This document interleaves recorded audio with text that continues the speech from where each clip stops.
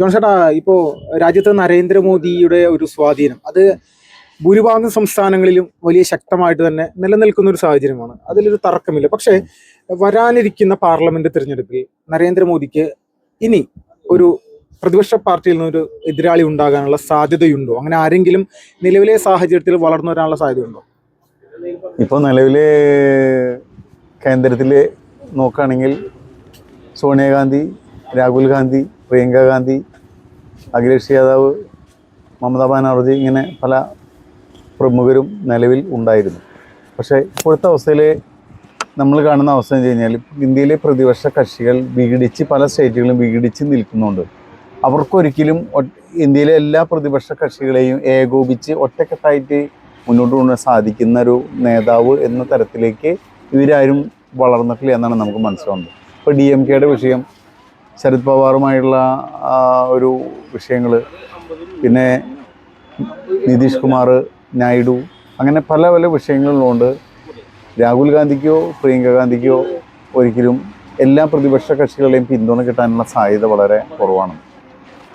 അത്തരമൊരു അവസ്ഥയിൽ ഈ കോൺഗ്രസിൻ്റെ ഉള്ളിൽ നിന്ന് അല്ലെങ്കിൽ പ്രതിപക്ഷ നിരയിൽ നിന്ന് രണ്ട് നേതാക്കൾക്കാണ് കൂടുതലൊരു ചാൻസ് വരുന്നത്. ഒന്ന്, പ്രായം വളരെ അധികമായെങ്കിലും, പ്രായാധിക്യമുണ്ട്, ക്ഷീണമുണ്ട്, പല പല പ്രതിസന്ധി ഉണ്ടെങ്കിലും മല്ലികാർജുൻ ഖാർഗെ, അദ്ദേഹം ശരിക്കൊരു തുറുപ്പ് ചീട്ടാണ് ഇന്നത്തെ അവസ്ഥ.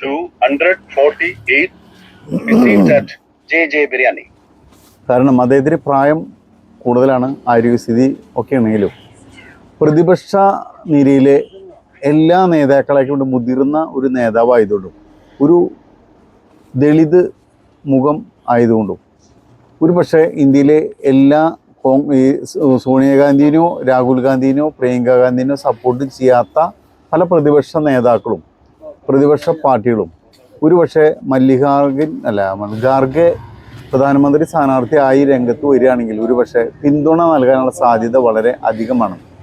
കാരണം ഈ ഒരു സാധ്യത രാഹുൽ ഗാന്ധിക്കോ പ്രിയങ്ക ഗാന്ധിക്കോ ഇല്ല.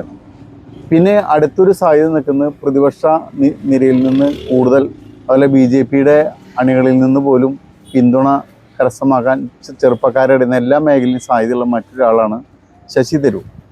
അപ്പോൾ ഇതിൽ ആരെങ്കിലും ഒരാളെ ഒരു പക്ഷേ പ്രതിപക്ഷ സഖ്യങ്ങളിലുള്ള എല്ലാ പ്രതിപക്ഷ കക്ഷികളെ കൂടി ഒരു നേതാവ് എന്നുള്ള നിലയിൽ ഒരു പക്ഷേ രംഗത്ത് വരാമെന്ന്. കാരണം കോൺഗ്രസിനെ ഒറ്റയ്ക്ക് BJPനെ നേരിടാനുള്ള സാധ്യത നേരിട്ട് തോൽപ്പിക്കാനുള്ള സാധ്യത വളരെ കുറവാണ്. കാരണം UP, ബീഹാർ, അല്ലെങ്കിൽ ഒറീസ, ഇപ്പോൾ തമിഴ്നാട്, ബംഗാൾ, അങ്ങനെ നമ്മൾ പല ഈ സ്റ്റേറ്റുകളും നോക്കി കഴിഞ്ഞാൽ കോൺഗ്രസ്സിന് ഒറ്റയ്ക്ക് പിടിച്ചു നിൽക്കാൻ പറ്റാത്ത സ്ഥിതിയാണുള്ളത്. അത് സഖ്യകക്ഷികളുടെ പിന്തുണയിൽ മാത്രമാണ് കോൺഗ്രസ്സിന് പിടിച്ചു നിൽക്കാനായിട്ട് പറ്റുള്ളൂ. പിന്നെ ഗുജറാത്ത്, രാജസ്ഥാന്, മധ്യപ്രദേശ് പോലെയുള്ള സ്ഥലങ്ങളാണ് BJPയും കോൺഗ്രസുമായിട്ട് ശക്തമായിട്ട് നേരിട്ട് ഏറ്റുമുട്ടി വരുന്ന സ്ഥലങ്ങൾ. അവിടെയൊക്കെ പ്രതിപക്ഷ കക്ഷികൾക്ക് കോൺഗ്രസിനെ സപ്പോർട്ട് ചെയ്യാനുള്ള ചാൻസുകൾ വളരെ കുറവാണ്. അതുകൊണ്ട് അവിടെയും BJPയുമായിട്ട് നേരിട്ട് ഏറ്റുമുട്ടി BJPനെ തറപറ്റിക്കുക എന്ന് പറഞ്ഞു കഴിഞ്ഞാൽ ഇപ്പോഴത്തെ സാഹചര്യത്തിൽ വളരെ പ്രയാസമുള്ള കാര്യമാണ്.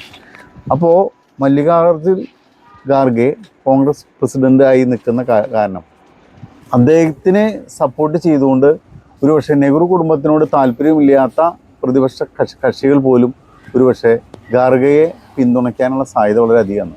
ആ ഒരു സാധ്യതയാണ് ശരിക്കും പ്രതിപക്ഷ നിരക്ക് ഈ പ്രായത്തിൻ്റെ പ്രശ്നം ഉണ്ടെങ്കിലും ഒരു ഏറ്റവും കൂടുതൽ സാധ്യതയായിട്ട് കാണുന്നതെന്നാണ് നമ്മൾ ഇപ്പോഴത്തെ ഇന്ത്യയിലെ ഇന്നത്തെ രാഷ്ട്രീയ സ്ഥിതിയിൽ നമ്മൾ കാണുന്ന കാര്യം. ഇപ്പോൾ നരേന്ദ്രമോദി സർക്കാർ അധികാരത്തിൽ വന്ന് രണ്ടാമത്തെ അല്ലെങ്കിൽ മൂന്നാമത്തെ ടേം വന്ന സമയത്താണ് ഈ നമ്മുടെ പാകിസ്ഥാനുമായിട്ടൊരു സംഘർഷത്തിലേക്ക് പോകുന്ന ഒരു അവസ്ഥ എത്തിയത്, ഈ നമ്മുടെ ഓപ്പറേഷൻ സിന്ദൂർ. ഇതിനുശേഷം ഈ ഓപ്പറേഷൻ സിന്ദൂർ ലോകം മുഴുവൻ ലോകത്തെ മറ്റ് രാജ്യങ്ങളെ ഇതെന്തുകൊണ്ട് ഞങ്ങളിത് നടത്തി എന്നുള്ളത് ബോധ്യപ്പെടുത്താനായിട്ട് ഒരു കേന്ദ്ര സംഘം അല്ലെങ്കിൽ ഒരു ഇന്ത്യൻ സംഘത്തെ മറ്റ് രാജ്യങ്ങളിലേക്ക് അയച്ചിരുന്നു. അതിൽ ഏറ്റവും മുഖ്യമായിട്ട് BJP പ്രതിപക്ഷ സ്ഥാനത്ത് നിന്ന് എടുത്തത് പ്രധാനമായിട്ടും ശശി തരൂരിനെയാണ്. അപ്പോൾ ശശി തരൂരിനെ പോലെ ഒരാൾ നരേന്ദ്രമോദിക്കെതിരെ ഇങ്ങനെ ഒരു നീക്കം നടത്തുമെന്ന് അദ്ദേഹത്തിന്റെ പ്രസ്താവനകളിൽ നിന്നൊക്കെ നോക്കുന്ന സമയത്ത് അത് സാധ്യമാവുന്ന ഒരു കാര്യമാണോ? തീർച്ചയായും. അദ്ദേഹം ലക്ഷ്യം വെക്കുന്നത് തന്നെ പ്രധാനമന്ത്രി കസേരയാണ്. നരേന്ദ്രമോദിയെ നേരിട്ട് ഏറ്റുമുട്ടാൻ കഴിയുന്ന ഏക വ്യക്തി ഞാനാണ് എന്ന് തന്നെയാണ് അദ്ദേഹം പറയുന്നത്. അദ്ദേഹത്തിന് മാധ്യമങ്ങളെ നേരിടാനുള്ള കഴിവുണ്ടെന്ന്. എല്ലാതരം ഭാഷകൾ ഭംഗിയായിട്ട് അന്താരാഷ്ട്ര മേഖലയിലും നാട്ടിലും പ്രസൻറ്റ് ചെയ്യാനുള്ള കഴിവുള്ള വ്യക്തിയാണെന്ന്. എല്ലാ വിഷയങ്ങളെ പറ്റി അഗാധമായി പഠിപ്പുള്ള വ്യക്തിയാണെന്ന്. അദ്ദേഹം കോൺഗ്രസിൻ്റെ ഉള്ളിൽ നിന്നിട്ട് വ്യക്തമായിട്ടൊരു അതിലെ നേതൃത്വ നിരയിൽ പ്രതിപക്ഷ നേതാവാകാനോ ഒന്നാമനാവാനോ സാധിക്കാത്തൊരു വിഷയമുള്ളതുകൊണ്ടാണ് അദ്ദേഹം അവിടെയും ഇവിടെയും ചാടിക്കളിച്ചുകൊണ്ട് സംസാരിക്കുന്നത്. അപ്പോൾ ഒരിക്കലും അദ്ദേഹം ബി ജെ പിയുടെ ഒരു വാലായിട്ട് നിൽക്കുക അല്ലെങ്കിൽ ബി ജെ പിയുടെ ആളായിട്ട് മാറാനായിട്ട് തയ്യാറാവില്ല. പരസ്യമായിട്ട് അദ്ദേഹത്തിന് നേതൃത്വം കിട്ടുകയാണെങ്കിൽ പരസ്യമായിട്ട് മോദിയെ നേരിട്ട് വെല്ലുവിളിക്കാൻ ശശി തരൂർ തയ്യാറാവും എന്നാണ് നമ്മൾ കണക്കൂട്ടുന്നത്. മാത്രമല്ല, ഇന്ത്യയിലെ യുവാക്കൾ, ചെറുപ്പക്കാർ, പ്രതിപക്ഷ കക്ഷികൾ, കോൺഗ്രസിൽ നിന്ന് ഒരുപക്ഷെ കോൺഗ്രസ് ഹൈക്കമാൻഡിൻ്റെ പൂർണ്ണമായി പിന്തുണയില്ലെങ്കിലും മറ്റ് രാഷ്ട്രീയ പാർട്ടികൾ, ഇന്ത്യയിലെ ചെറുപ്പക്കാർ, അല്ല എല്ലാ ബഹുമുഖ ബുദ്ധിജീവികൾ, അങ്ങനെ എല്ലാ ആളുകളും ശശി തരൂരിനെ പരസ്യമായിട്ട് സപ്പോർട്ട് ചെയ്യാനുള്ള ചാൻസുകൾ വളരെ അധികമാണെന്ന്. അദ്ദേഹത്തിനെ ഒരു പ്ലസ് ആയിട്ട് കാണുന്നത് ഭയമില്ലാതെ സംസാരിക്കാനുള്ള കഴിവുണ്ടെന്ന്. എല്ലാത്തരം ഏത് മാധ്യമങ്ങളുടെ അടുത്ത് എങ്ങനെ വേണമെങ്കിൽ ചോദ്യം ചോദിക്കാനും പറയാനുള്ളൊരു കഴിവുണ്ടെന്ന്. അപ്പോൾ അത് മോദി തരൂർ എന്ന രീതിയിലേക്ക് ഒരു ഫൈറ്റ് വരികയാണെങ്കിൽ ഈ സാധാരണ പാർട്ടിക്കാരെ ബി ജെ പിക്ക് പരമ്പരാഗതമായി വോട്ട് ചെയ്തിരുന്ന ആളുകൾ ബി ജെ പിക്ക് വോട്ട് ചെയ്യുമെങ്കിലും ബി ജെ പിക്ക് എതിരെ വോട്ട് ചെയ്യുന്ന ആളുകൾ മുഴുവൻ വോട്ടുകൾ ഒരു പക്ഷേ ഏകോപിച്ച് സമാഹരിക്കാനായിട്ട് ശശി തരൂരിന് സാധിക്കാം.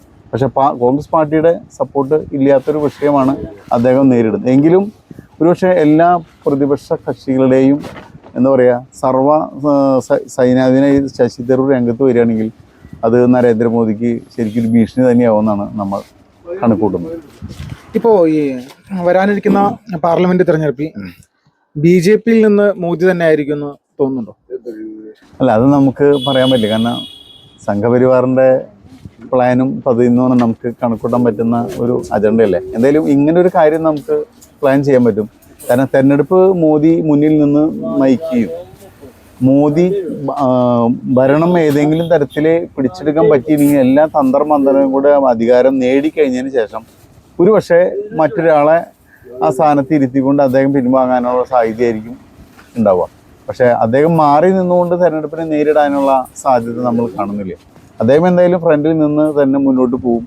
അതിനുശേഷം അധികാരത്തിൽ ഇനി ഭൂരിപക്ഷം കിട്ടിയില്ലെങ്കിൽ തന്നെ ഏതെങ്കിലും വിധത്തിൽ ഭൂരിപക്ഷം സംഘടിപ്പിച്ചുകൊണ്ട് അധികാരത്തിൽ ഏറിയതിന് ശേഷം ഒരുപക്ഷെ ഒരു ചേഞ്ച് ഉണ്ടാവാം. ആ ഒരു സാധ്യതയാണ് നമ്മൾ കാണുന്നത്. അല്ലാതെ അദ്ദേഹം ഫ്രണ്ടിൽ നിന്ന് മാറി നിൽക്കാനുള്ള സാധ്യത നമ്മൾ കാണുന്നില്ല. ഇപ്പോൾ ഈ ലാസ്റ്റ് അവസാനമായിട്ട് ഇന്ത്യയിലെ ജനങ്ങൾ രാഹുൽ ഗാന്ധിയെ ഏത് രീതിയിലാണ് അവസാനമായിട്ട് ഇന്ത്യയിലെ ജനങ്ങൾ രാഹുൽ ഗാന്ധിയെ ഇപ്പോൾ ഏത് രീതിയിലാണ് ഒരു ഭാവി പ്രധാനമന്ത്രി എന്നുള്ള നിലയിലേക്കുള്ള ആ ഒരു നിലവാരം അദ്ദേഹത്തിന് കൊടുത്തിട്ടുണ്ടോ? രാഹുൽ ഗാന്ധിക്ക് ചെറുപ്പക്കാരുടെ ഇടയിൽ ശക്തമായ ജനപിന്തുണയുണ്ടെന്ന്. അതോടൊപ്പം തന്നെ മതേതര വിഭാഗം ജനങ്ങളുടെ ഇടയിലും വളരെയധികം പിന്തുണയുണ്ട്.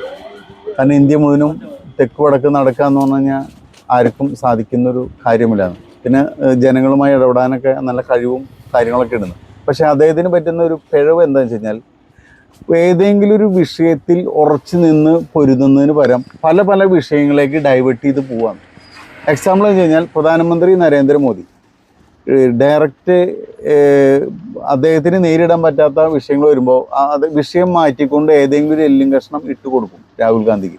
അപ്പോൾ അതുമ്മ കയറി പിടിക്കേണ്ട കാര്യമില്ലായിരുന്നു. പക്ഷെ അതുമ്മ കയറി പിടിച്ച് ആ വിഷയം ഡൈവേർട്ട് ചെയ്ത് മാറ്റിക്കൊണ്ട് പോകുന്നു. ഇപ്പോൾ നമ്മൾ അന്താരാഷ്ട്ര വിഷയങ്ങൾ, പാകിസ്ഥാനായിട്ടുള്ള വിഷയങ്ങൾ, ഇതുപോലെ പല വിഷയങ്ങളും ആവശ്യമില്ലാതെ സംസാരിച്ച് എന്താ പറയുക ഈ നരേന്ദ്രമോദിക്ക് അനുകൂലമാകുന്ന സാഹചര്യം പുള്ളി സൃഷ്ടിക്കുകയാണ്. ആ ഒരു സാഹചര്യം മാറ്റി നിർത്തിക്കൊണ്ട് ഇപ്പോൾ നരേന്ദ്രമോദി പത്രസമ്മേളനങ്ങൾ നടത്തുന്നില്ലെന്ന്. ഒരു പത്രസമ്മേളനം നടത്താതെയാണ് അദ്ദേഹം 10 കൊല്ലം ഭരിച്ചിട്ടുള്ളത്. രാഹുൽ ഗാന്ധി എല്ലാ ചെണ്ടയ്ക്കും പോയിട്ട് കൊട്ടാൻ നിൽക്കുന്ന പോലെ മാധ്യമങ്ങളുടെ ഇടയിൽ ചെന്ന് സംസാരിക്കേണ്ട കാര്യമില്ല. ആവശ്യമുള്ള കാര്യത്തിന് മാത്രം സംസാരിച്ച പോരെ. ആവശ്യമുള്ള കാര്യങ്ങൾ, ന്യായമായ കാര്യങ്ങൾ, ഇത്തരം വിഷയങ്ങളിൽ ആൾ സംസാരിക്കാം. എന്തെങ്കിലും പത്രക്കാർ ചോദിക്കുകയാണെങ്കിൽ നിങ്ങൾ ചെന്ന് പ്രധാനമന്ത്രിയോട് ചോദിക്കൂ, പ്രധാനമന്ത്രി പറയട്ടെ, അതിന് ശേഷം ഞാൻ പറയാമെന്ന് പറയാം. പക്ഷെ അതിന് പകരം പുള്ളിയുടേതായുള്ള അഭിപ്രായങ്ങൾ പറയും. അതൊരു വിവാദമായിട്ട് മാറുന്നു. അപ്പോൾ അത് നരേന്ദ്രമോദിക്ക് ഇദ്ദേഹത്തെ നേരിടാനായിട്ട് വളരെ എളുപ്പമുള്ള കാര്യമായിട്ട് മാറുകയെന്ന്. ആ ഒരു സാഹചര്യം മാറുകയാണെങ്കിൽ മാത്രമാണ് രാഹുൽ ഗാന്ധിക്ക് ഒരു ചാൻസ് ഉള്ളൂ.